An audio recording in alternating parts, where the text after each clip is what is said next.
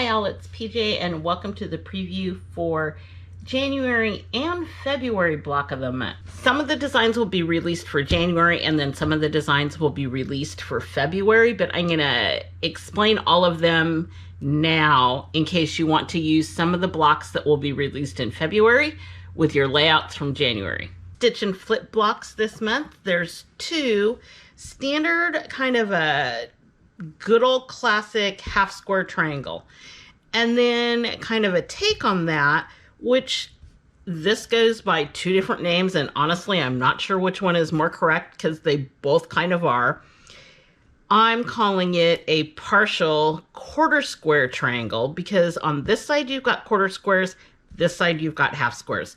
Some people call it a partial half square triangle, which technically is also correct because you've got half here. I'm calling it a partial quarter square. Very classic blocks. In the preview sheet, I've got a little image and a link that will show you using 16 of these blocks. There are 73 different layouts with just this one block.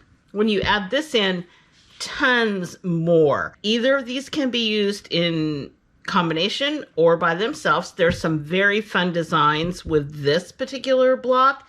You can get some very fun stars, some block designs. You can get a broken pinwheel, all sorts of stuff. I'm showing you some images here of these different layouts. And then this was kind of my favorite and kind of what inspired me to do this was this cardinal block.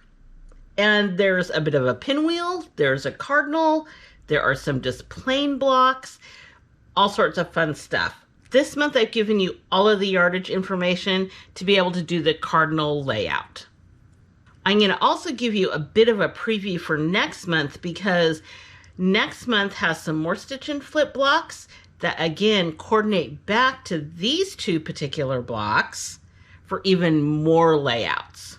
So for next month, we're gonna add what I'm calling a quarter snowball. This is a 1.5 inch stripe and then a 1.5 inch corner. I've added these two because these will give us two more bird layout. And again, I'm gonna put some images up here so that you can see what those layouts are. And then this, in case you wanted to do this as the border, you could do it in conjunction with this. This is really set up to do the bird legs, as you can see on the layouts. In addition to these blocks, I've also given you some stitch and flip borders and corners. And if you're not familiar with the way that I set up my borders and corners, this is the border block, and it would be set up all in the same jig as I do all of my other blocks. But this edge, because it's towards the center, is actually filled with batting.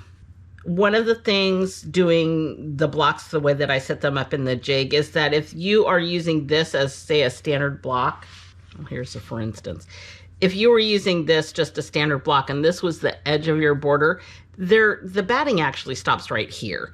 Generally, that's a really good thing to have that batting stop because you don't get it stuck in your seams.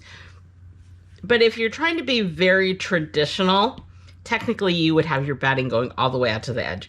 So these borders and then also the corner blocks basically take care of that. So there's your corner block. This is the first time I've done a stitch and flip border and corner. I'm kind of excited about that. Again, these are next month's blocks, but I just wanted to show you because they go with the layouts. And then I added a fun little chirp border here and then notes again for the corners. So this month it's the half square triangle and the partial quarter square triangle. And then next month it's all the other blocks. I'm gonna include the layout information in case you want to do one of the layouts from next month. You're also gonna need possibly some of these blocks. All right, let's get started.